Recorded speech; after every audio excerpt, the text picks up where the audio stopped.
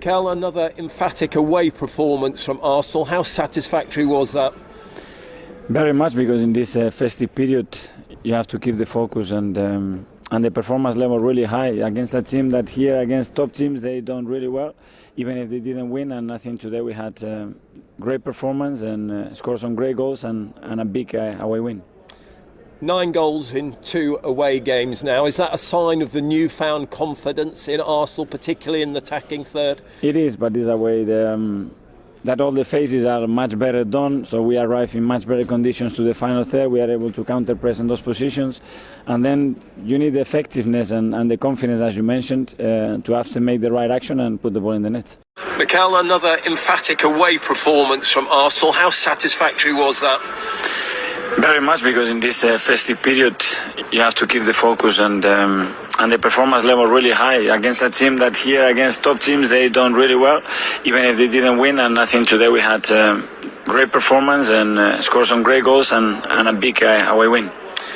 9 goals in 2 away games now. Is that a sign of the newfound confidence in Arsenal, particularly in the attacking third? It is, but it's a way that all the phases are much better done, so we arrive in much better conditions to the final third. We are able to counter-press in those positions, and then you need the effectiveness and the confidence, as you mentioned, to have to make the right action and put the ball in the net. Bukayo Saka is enjoying his best scoring season at the club. We're still only at the halfway point. Is there more to come from her in terms of offensively and goals? Yes, to play in those positions for a big club like us, you need to be producing goals, assists every single game, and this is what we demand to him, and he has the capacity to do it, and he's doing it better and better. Emile Smith-Rowe gets one off the bench along with Bukayo. How important are these academy products that you're bringing through? Everybody is important. The senior players, I think they are performing and giving a lot of stability and direction to the young players, and it's the right mix. I have to ask you, obviously no Pierre-Patrick Aubameyang in the squad again today. With the goals that you're now scoring, does he still have a future with Arsenal Football Club? He wasn't selected for today's match. But does he still have a future? Well, today's decision it was not to select him in the squad, and we selected other players. You had play next Wolverhampton Wanderers at home. Just a short break for you. Wolves have had a 9-day break. Is there some fairness in this that needs to be? Well, that words to describe the position that both teams are going to be playing in 1.5 days, obviously you cannot use it because it's not fair.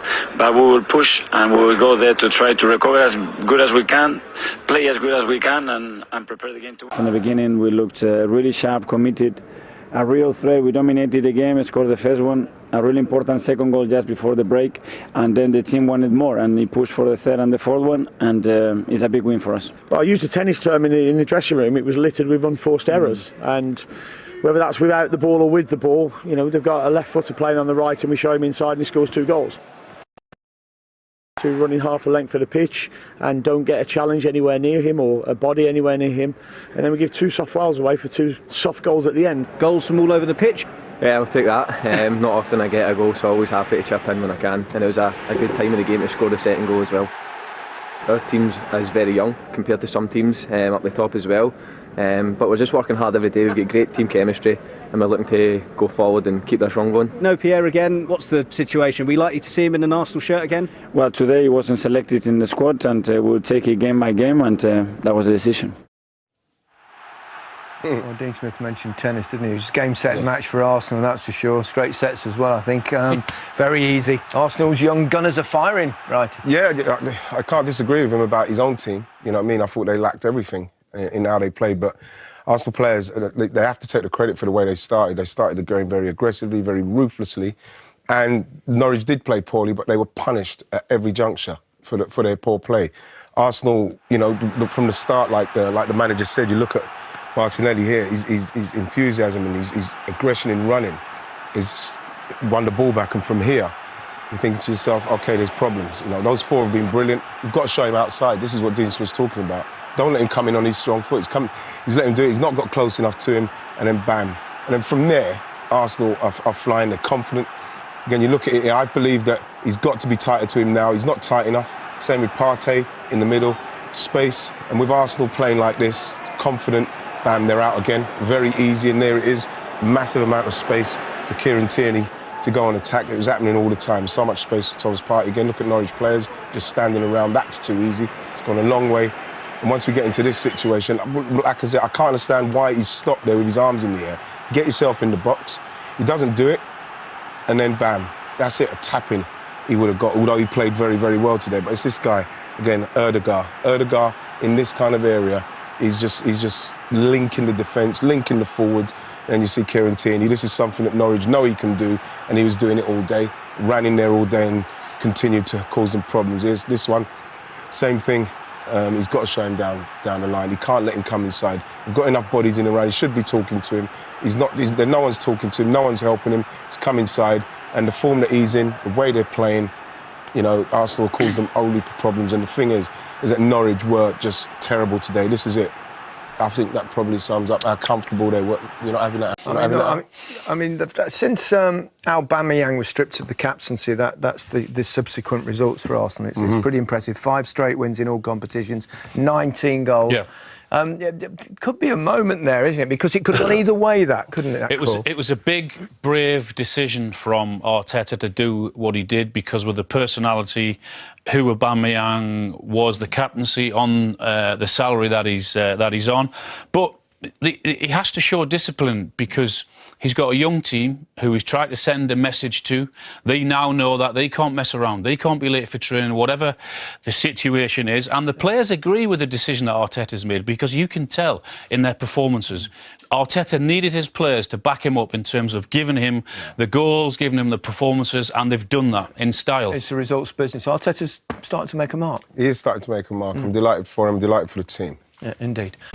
Welcome back. Destination Carrow Road next. Arsenal looking for a 4th straight league win against bottom club Norwich City. Gunners looking to maintain their hold of 4th place in the league table. 6 minutes in, and the Gunners were already 1-0 up through Bukayo Saka. Yeah, it was a lovely bit of pressing. Tierney recognised the moment to do it, and Saka, I love what he's done here. He's got it onto his stronger foot, but he's actually used the defenders to blindside the goalkeeper in Krul, and it's a lovely finish along the floor, and it was the great start for Arsenal. It's been a stop-start season really for Kieran Tierney, but what about this for a penetrating run and finish? Fantastic. His first touch at his feet is what obviously makes the chance really good, but he does that week in, week out for Arsenal, pushing forward, and a really good finish for him.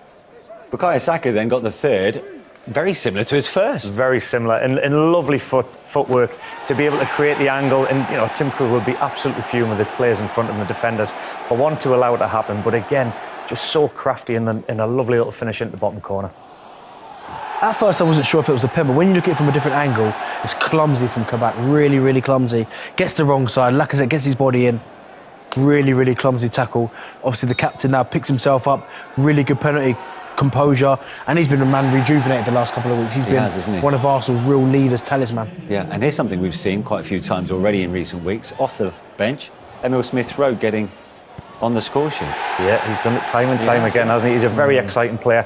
And, the dynamics when he gets the ball and goes forward, he's lovely to watch, but also getting himself in positions where he knows that there's going to get, I call it the scrappy little bits, and he recognised the moment there. And for me, another player that I've loved, he wasn't involved in the goal himself, but is Odegaard. I've watched him against Leeds United. I watched him there today. I just think the overall play, the way he is able to create space, his touch, he for me, playing up alongside Lacazette when he needs to, he's been absolutely unbelievable, and it was a joy to watch in the last 2 matches. So in the end, a 5-star showing from Arsenal. Let's hear from their head coach, Mikel Arteta. Incredibly, since the whole controversy with Pierre-Emerick Aubameyang and since his deselection from the 11, Arsenal have gone on to score 19 goals in the last 5 games. I mean, they've taken it almost to another level, haven't they? They have done. And listen, you have to give credit to Mikel Arteta, because you live and die by that decision. It's a big, big decision to drop your talisman, your captain, and we don't know what's happened behind the scenes, but you're right. It looks like the players have kind of gone, we can do this, we believe in each other.